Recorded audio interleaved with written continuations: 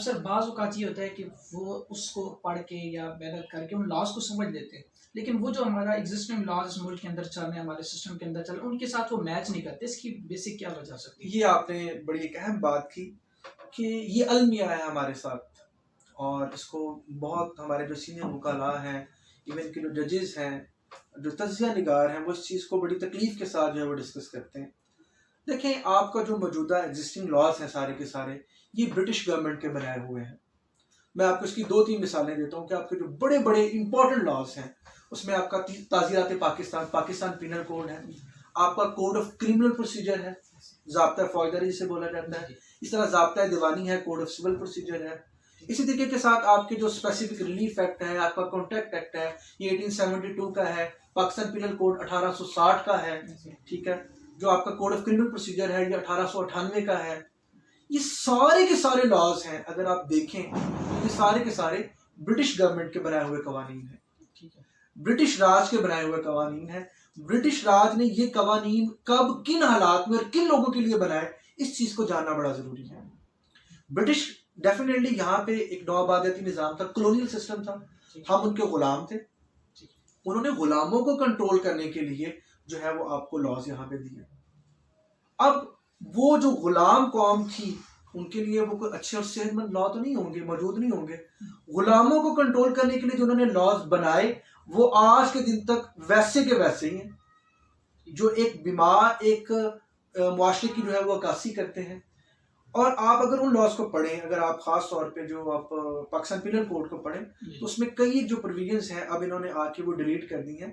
उसमें आपको categorically clearly नजर आएगा कि वो ऐसे लॉज मौजूद थे उसमें, जिसमें ब्रिटिश जो थे, यूरोपियन लोग थे, उनके लिए कुछ और लॉज थे, और यहाँ के जो मुकामी लोग थे उनके लिए कोई और लॉ थे, जो कि एक क्लास एक सेग्रीगेट करता था कि एक लॉयर जो तबका है, एक पिसा हुआ, एक गुलाम, एक महकूम तबका है, उसके लिए लॉज और हैं, दूसरों के लिए और हैं। और मजे की बात यह है कि वो जो लॉज थे यूरोपियन लोगों के लिए, उनको रिपील कर दिया गया, उन्हें निकाल दिया गया, और गुलामों वाले जो लॉज हैं वो आपके आज भी एग्जिस्ट कर रहे हैं। तो ये अलमिया है कि आज के दिन तक हमने जो है कोई बहुत ज्यादा कोई प्रोडक्टिव काम नहीं किया लॉ की फील्ड में। हमने कोई अच्छी लेजिस्लेशन नहीं की, हम कोई बहुत अच्छी अमेंडमेंट करके वो एक सेहतमंद लॉ लाने के लिए हम कोई काम नहीं कर सके। तो ये अलमिया है कि आज भी हम 150-200 साल पुराने वो कवानीन जो गुलामों को कंट्रोल करने के लिए किए गए थे, वो आज हमारे ऊपर नाफिजुल अमल है। और आज भी एक क्लास है जो आम लोगों को जो है वो महकूम समझती है, गुलाम समझती है, और उनको जो फंडामेंटल राइट देने से इनकारी है। सर इसके बाद अब ये आप काइंडली बता दें कि वो जो स्टूडेंट्स हैं आज के लॉ के, हमारे ये अपनी प्रैक्टिस के अंदर जाकर बेहतर किस तरह अपनी स्टडी, आज किस तरह वो अपनी स्टडी को रखें तो अपनी फील्ड में जाके वो बेहतर हो सकते हैं। अब देखिए आजकल कोई नोट्स से कर लेते हैं, कोई और इस तरह के जो असाइनमेंट्स हैं उनके ऊपर कर लेते हैं। तो आप उन स्टूडेंट्स को क्या पैगाम देंगे कि अगर अपनी वो ज़िंदगी के अंदर जब आप वो हालत में जाएंगे तो उनके लिए कौन सी चीज़ ज़्यादा बेस्ट रहेगी, किस तरह वो अपनी प्रैक्टिस को, स्टडी को रखें? आपने ये बड़ी अच्छी बात की। ये हमारी सोसाइटी का एक बहुत बड़ा अलमिया है जो मैं अभी आपके साथ डिस्कस करने जा रहा हूँ कि हमारे पाकिस्तान में जो लॉ की स्टडीज़ हैं, जो अपने लॉज की तो सूरत हाल आपको भी बेहतर पता है। दूसरी बात ये है कि यहाँ पे जो प्रॉब्लम, सबसे बड़ी प्रॉब्लम है, वो ये है कि हमारे जो लॉज हैं वो तो ब्रिटिश गवर्नमेंट ने बनाए और अभी तक वो वैसे के वैसे चलते आ रहे हैं। दूसरा एटीट्यूड है हमारे लोगों का लॉ की स्टडी के हवाले से। हमारे पाकिस्तान, पूरी वेस्टर्न वर्ल्ड में तो ये है कि जो सबसे लायक और ज़हीन बच्चा होता है वो ये लॉ और जस्टिस की फील्ड के लिए वो मुंतखब करते हैं, उसे बैरिस्टर बनाते हैं, सोलिसिटर बनाते हैं, उसे लॉ की डिग्री के लिए मुंतखब करते हैं। हमारे पाकिस्तान में ये अलमिया है कि जो सबसे निकम्मा और सबसे नालायक बच्चा होता है, जिसका किसी जगह भी दाखिला नहीं हो रहा होता, हम उसे लॉ के लिए मुंतखब करते हैं। जैसे हमने एक दीन के मामले के साथ करना शुरू किया, विद ड्यू रिस्पेक्ट, कि हमने क्या किया कि जो बच्चा एक नाबीना है और माजूर है, या जो जिसका हाफजा जो है वो कम है, हमने उसको अल्लाह और दीन के रास्ते के लिए मुंतखब कर लेते हैं। और हमारे दीन के साथ और मज़हब के साथ आपको पता है कि फिर एक बहुत बुरा हाल हुआ। इसी तरीके के साथ हमारी लॉ की फील्ड के साथ भी यही मामला हुआ। हमने क्या किया कि जिस शख्स का किसी जगह पर एडमिशन नहीं हुआ, जिसका MBBS में एडमिशन नहीं हो सका, इंजीनियरिंग में नहीं हो सका, जो MBA नहीं कर सका, इंग्लिश लिटरेचर नहीं कर सका, तो उससे पूछा जाए कि भाई अब, तो वो कहता है जी कि कहीं पे नहीं हो रहा, मेरा लॉ में एडमिशन हो रहा है।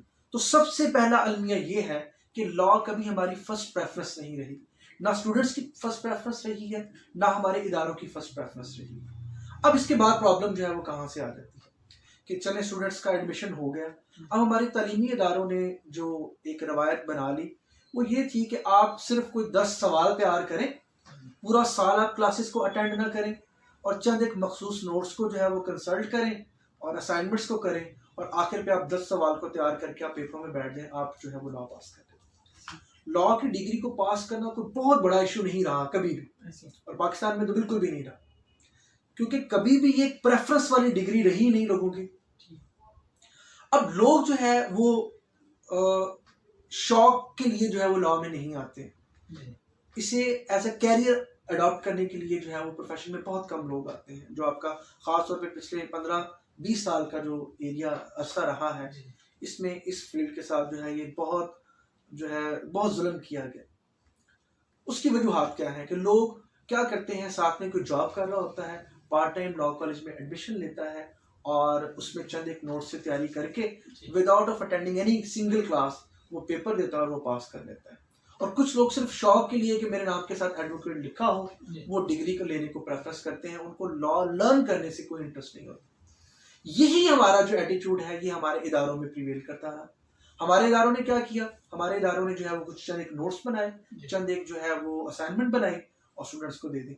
कभी भी उनकी ये प्रेफरेंस नहीं रही कि ये स्टूडेंट्स जो है ये लॉ की बेसिस को लर्न करें, इसके लॉ के असल स्पिरिट को जो है ये पिक कर सकें और फिर ये सोसाइटी में जाके एक सेहतमंद और हेल्दी जो लॉ है ये प्रोवाइड करने के लिए जो है मैदान अमल में आ सके। ये कभी भी प्रेफरेंस नहीं है। अब ये जो नोट्स और असाइनमेंट है इन्होंने स्टूडेंट्स का बेड़ा गर्क करना शुरू कर दिया। जो लोग इंटरेस्टेड भी थे उनने भी ये रवायत डाल दी कि जो ये नोट्स और असाइनमेंट से तैयारी करते हैं और वो लोग जो बेर से और प्रॉपर रिसर्च करके काम करते हैं, तो कंपैरेटिवली उन लोगों के नंबर ज्यादा आ जाते हैं जो नोट्स से और असाइनमेंट से तैयार करते हैं। हालांकि चाहिए तो ये था कि जो बेरक से तैयारी करते हैं, जो लॉ की बेसिस को लर्न करते हैं और उनकी जो है वो तैयारी की हुई, उनके जो अटेम्प्ट किए हुए पेपर्स हैं उनको ज्यादा नंबर आने चाहिए। लेकिन अनफॉर्चुनेटली यहाँ पे उल्टी गंगा जो है वो बहती है। तो इस वजह से क्या हुआ, अलमिया हुआ कि यही जब प्रैक्टिस के लिए फील्ड में आते हैं, ये जजेस बनते हैं, तो उन्होंने लॉ की बेसिस को लर्न नहीं किया होता, तो फिर प्रॉब्लम होती है, परेशानियां आती हैं।